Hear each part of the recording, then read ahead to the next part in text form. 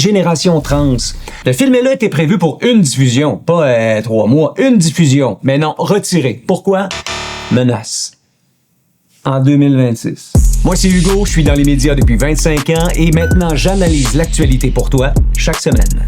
Et ça a été une difficile semaine pour la liberté d'expression. Je vous en parle tout à l'heure, mais d'abord, on va commencer avec Christine Fréchette. La nouvelle première ministre du Québec vous interpelle clairement. J'ai publié une vidéo cette semaine dans laquelle je parlais de la méthode Carney. Je disais, Christine Fréchette est en train de nous faire un Mark Carney. Et vous avez été nombreux à réagir parce que je pense qu'on voit à peu près tous la même affaire. Le plan était assez simple, hein? D'abord, elle se fait élire par les membres de la CAQ. Elle devient première ministre au lieu d'être élue première ministre. Ça facilite les choses un peu, on va se le dire. Ensuite, boum, on coupe une taxe.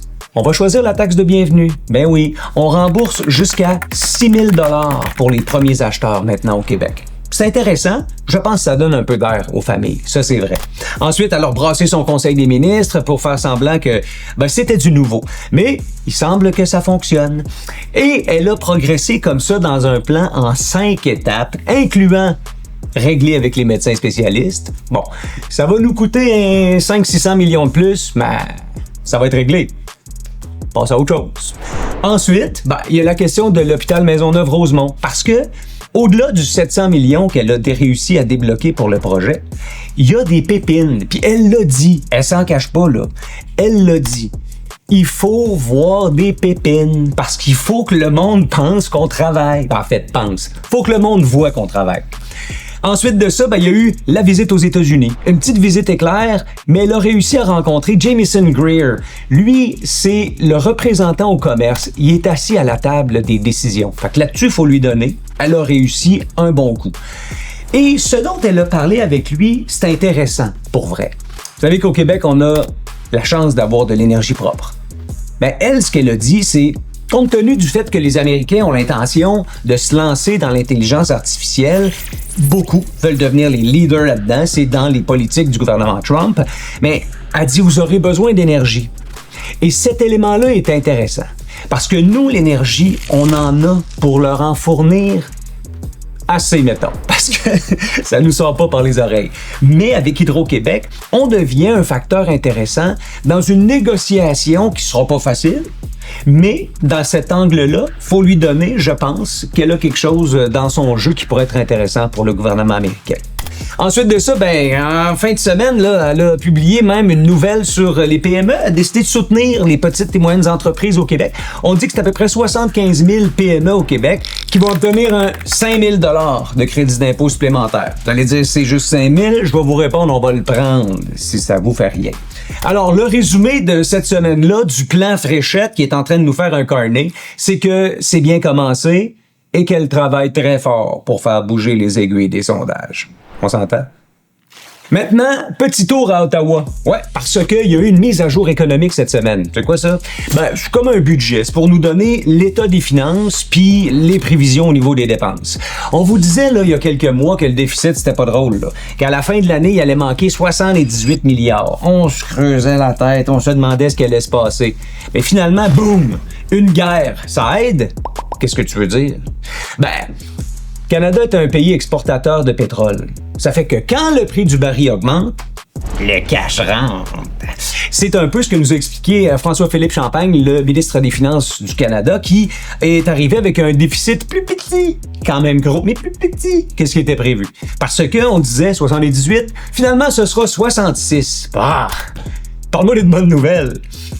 En 10 ans de règne libéral, de 2015 à 2025, puis là on va ajouter 2026, les libéraux de Trudeau et Carney ont jamais présenté un budget équilibré. Jamais! C'est jamais arrivé.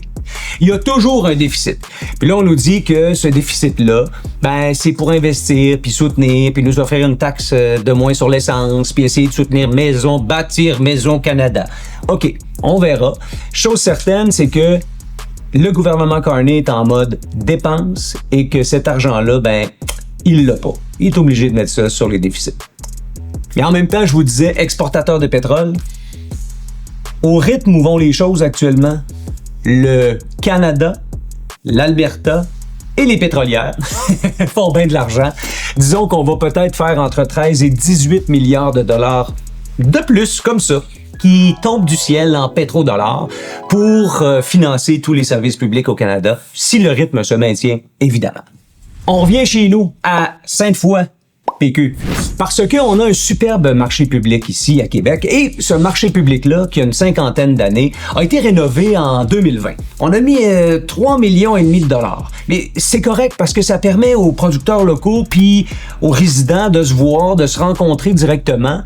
Et ce sont des endroits qu'on veut multiplier en ville. Comprenez-moi bien, là, c'est une bonne chose. Là où j'ai un problème, c'est que quelques années après la rénovation, c'est-à-dire 4 ans, le toit s'est mis à couler. Bon. Le toit coule, et là, on se pose des questions.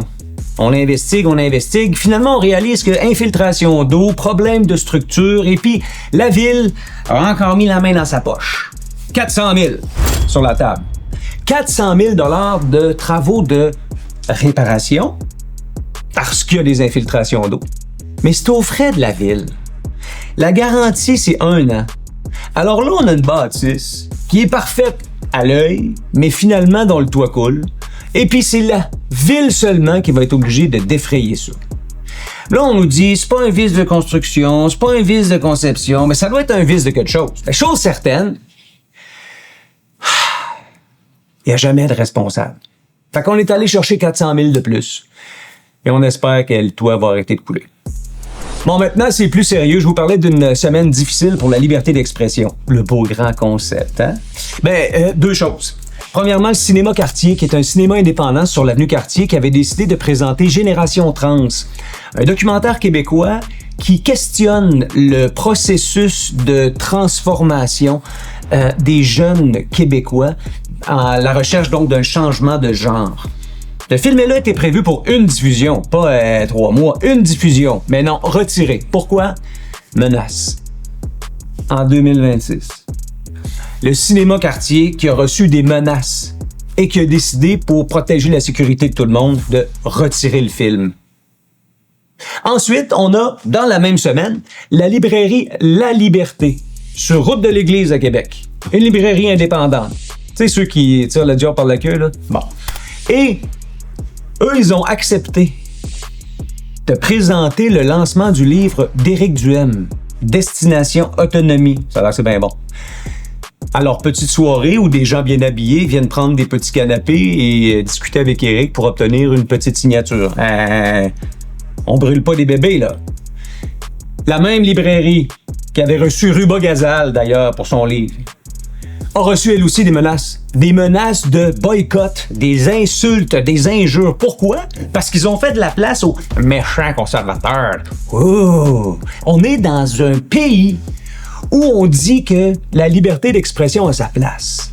L'impression que dès que ça fait pas votre affaire, ça chiale, ça se plaint. Qu'est-ce qu'il y a de dangereux à laisser tout le monde s'exprimer, là? Qu'est-ce qu'il y a de dangereux là, à ce que tout le monde puisse faire circuler son opinion? Rien.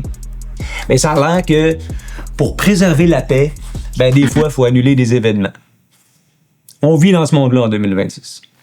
Maintenant, petite nouvelle rapide en terminant, c'était le marathon de Londres récemment, puis il y a un nouveau record. Un fou, là! Un Kenyan, Sébastien Sawe. Il a roulé ça en bas de 2 heures. C'est la première fois que ça se fait en compétition. En bas de 2 heures. 1,59,30 secondes. Vous allez dire, ouais, c'est juste 30 secondes. On va vous dire, c'est 42,2 km. OK? Et Sébastien Sawe, c'est la vedette maintenant. Parce que là, tout le monde se demande qu'est-ce qu'il a fait, c'est quoi sa routine d'entraînement, tout ça. Il y a même juste que ses chaussures que les gens s'arrachent maintenant. Puis Adidas est bien content. Maintenant, la vraie vedette de ce marathon-là, c'est pas Sawe. M'excuse. C'est Jordan Adams.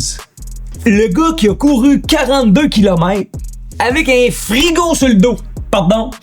Ouais, c'est que l'histoire est touchante. Sa mère a été diagnostiquée pour de la démence et son frère et lui semblent avoir le même gène, ce qui fait qu'eux se dirigent tranquillement pas vite vers une mort plus rapide.